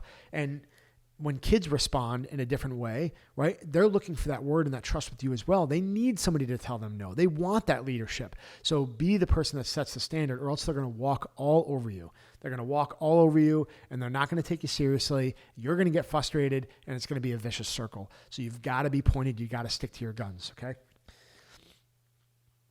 Again, I don't have all the answers. I'm still learning here every day, guys, but I'm just trying to add value to you from what I've learned. Okay, so good morning, Dom. Could you discuss how you balance the sacrifices you need to make in order to support and care for your family while still being there for them as much as possible? Okay, so this is great, guys, and I love this question because this is something I wanted to talk about, and I'm not sure if I hit on it too much earlier, but when I want to provide and care for my family, right? The balance, first of all, balance is a lie. Okay. If you ever read the book, The One Thing, you'll know that it's all about counterbalance. I'm either all in with my family or I'm all in at work. Okay. We counterbalance. There's no such thing as balance. We don't ride this perfect line of being like, oh, I'm just going to do the perfect amount of everything and I'm just going to ride this fine line. It's BS. So for us, we have to understand that we're constantly counterbalancing. So let's lose the word balance, first of all, and let's understand the sacrifices we need to make in order to support and care for my family.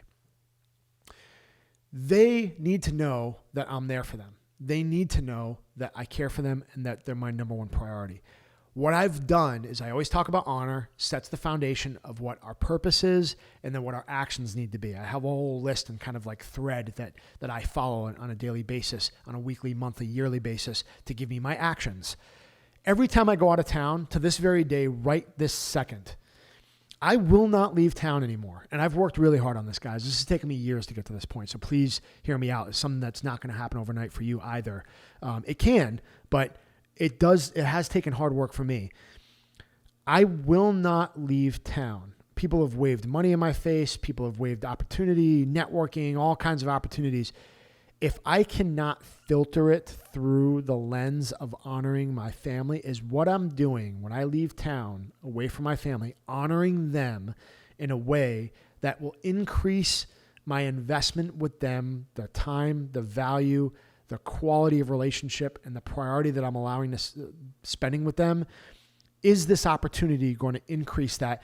And if I died while I was doing it, could I hopefully end up going to heaven or whatever happens to me in that moment, I could reflect and be like, at least I was doing something that I was trying to change the world that they would appreciate. And all my kids and my wife would be like, at least he was trying to do this and he died being away from us. It's kind of like when I was overseas. If I died while I was chasing the bad guy, that was easy, right? Because I was like, yeah, well, I'm trying to make the world a safer place and stop evil from coming home on our home front or going to hurt anybody else. It's the same idea of, is what I'm doing valuing the relationship and honoring the relationship that I have with my family. If I'm leaving my family for a week to go screw around in Vegas and drink and just gamble and party, honestly, that's not worth it to me. I'm sorry. It's just not where I'm at in my life anymore. It's not a priority. It has no place in my life at this point. Why would I go spend my time doing that away from investing my time into my kids? It doesn't add up anymore. And again, guys, I'm on a constant evolution. I'll think differently next week and the week after because I want to continually improve how I'm engaging with them. And like, that might be weird for a guy to say, like, wait, what? That sounds like super fun. I could go hang out with my boys. Well, yeah, cool. My boys are awesome. And there's better ways to bond with those guys. But at the end of the day, my time with my kids is everything. So that's not going to honor my relationship with them. And I wouldn't be happy if I died in that moment where I told them I was going away from them. That's how intentional I am about with my time. And that's how much it means to me. So that's something to consider, is create that filter for yourself. Create the filter of honor for yourself so you know what your purpose is, you know what your actions are, you know what you love, you know what gives you courage. You create the filter to understand when to be away from them and is it worth it for you to be away from them. We all have to provide for our family. Some people are struggling to do that right now. Some people are probably working jobs they don't want to do right now. But you know what? Everything has its purpose. And the biggest thing that I've done is be able to pray and at least say, all right, God, what is this situation? What are you calling me to do? What are you asking me to do here? And how are you driving me to use this to glorify you and take care of my family? And we're all going to have crappy situations that we need to go through. And we're all going to have to do things that we don't want to do. And maybe I'm making this sound easy right now, but guys, it's been anything but easy. It's been anything but easy through this journey of learning how to be the best dad, the best leader in my business, the best teammate when I was in. I've learned so freaking much that I'm open-minded more now than ever, and I feel like I'm constantly growing. I'll learn more tomorrow than I did today. So that's my quick feedback on that, about that counterbalance and the sacrifices that we need to make in order to honor our family while we're gone. I think that helps justify and help you understand that this is for them, but don't lose sight in making it too much and overwhelming. So they're like, that's great, this is for us, but we need you here too.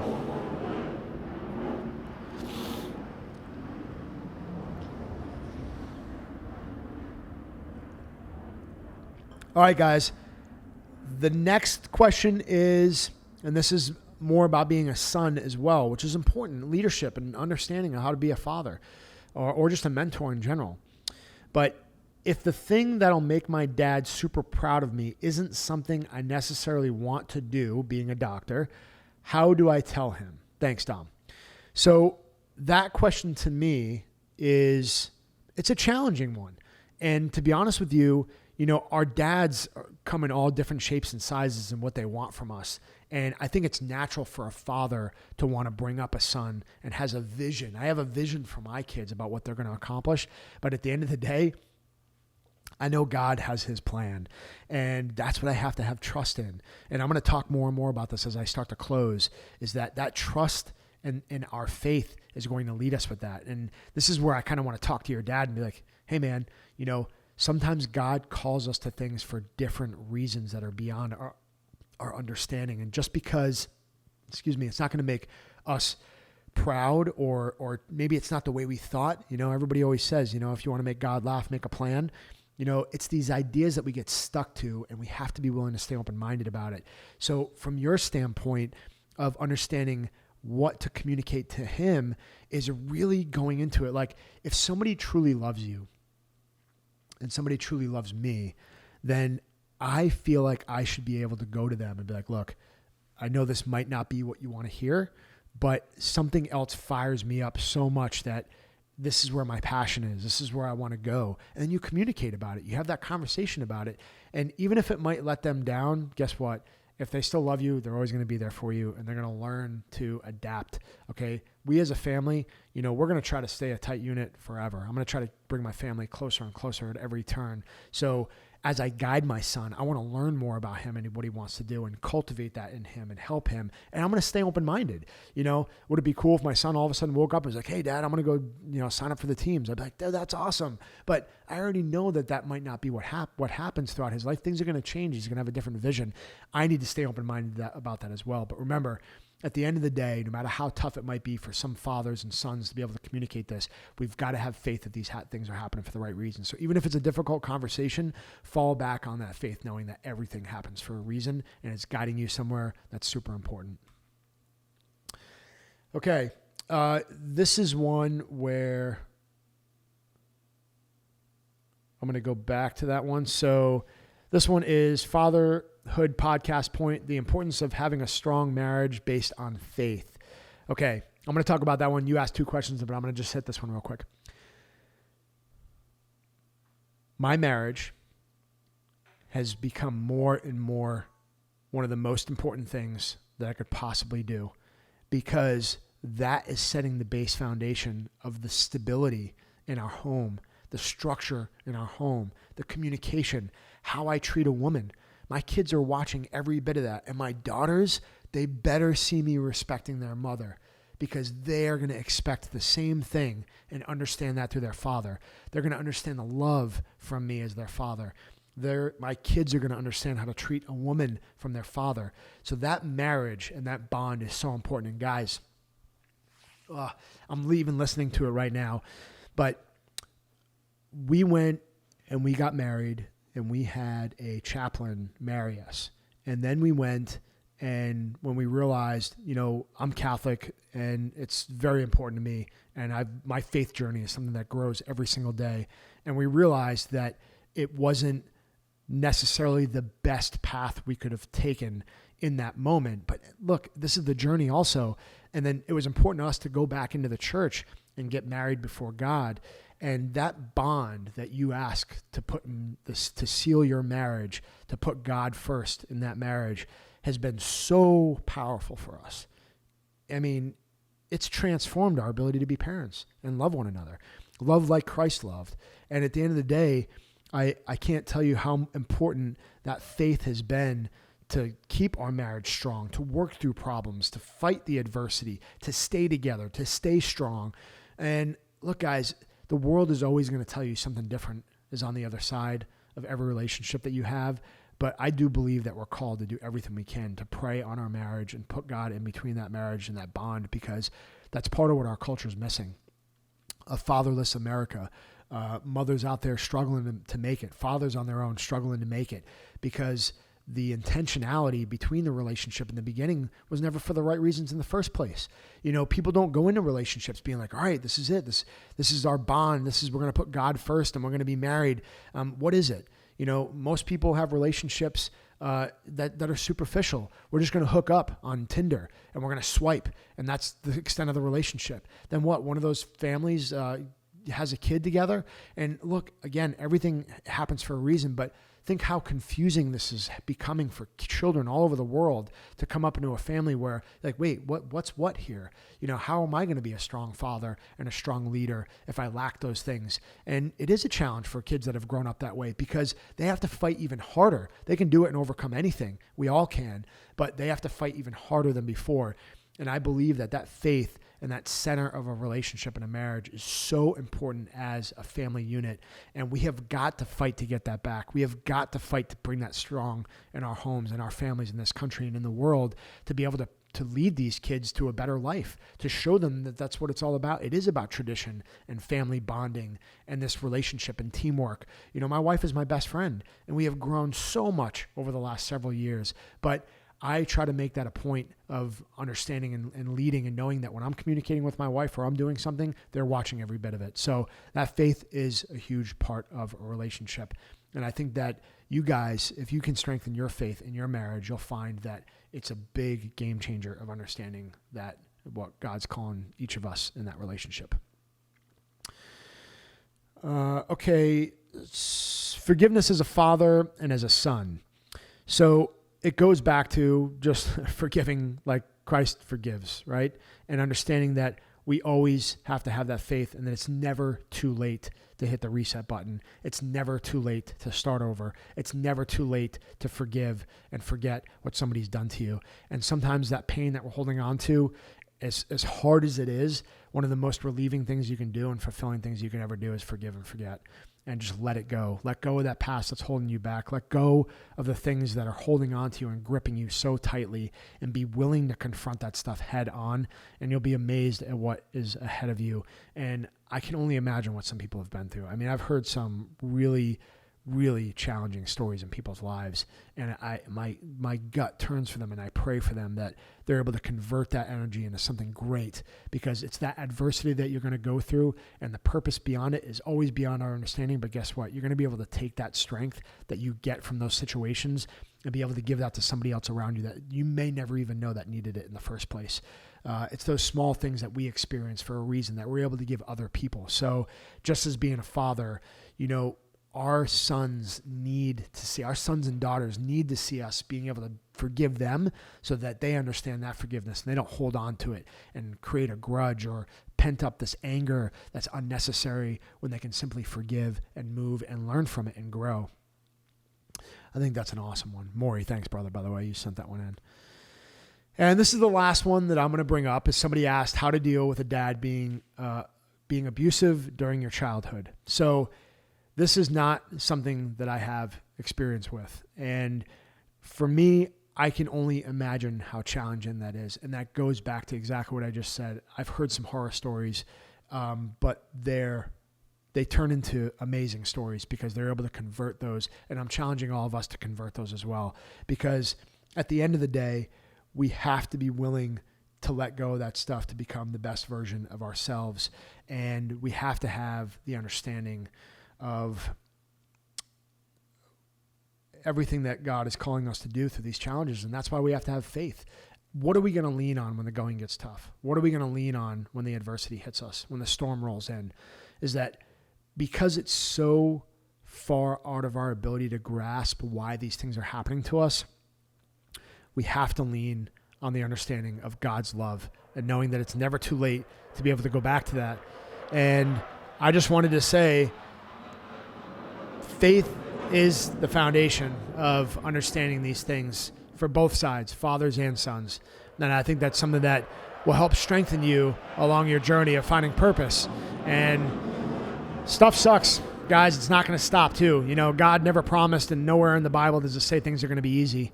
But he does promise that his love will always be there and his trust and sacrifice will always be there for you because that's what it's all about. And that's what that faith is all about. So we have to be able to convert that into something that is greater than what we've been through. So the last thing that I'm going to end on is I'm going to talk about the trust once more because I think it's so important. And sometimes we find kids that are venturing off, they get creative. They find creative ways to lie and kind of get around beat around the bush. And, for me, when I see my son being truthful, like I celebrate those wins. I celebrate the idea of any one of my kids telling me the truth. When I know it's the truth, I just praise them so much and be like, you're doing such a good job, and confirm with them that the truth is so important because it's going to provide more clarity and communication in our family and peace. Realistically, if we can all tell the truth to each other and we don't have anything to hide, it's a very, very seamless environment. So that's something that I was celebrating with my son recently. That's awesome.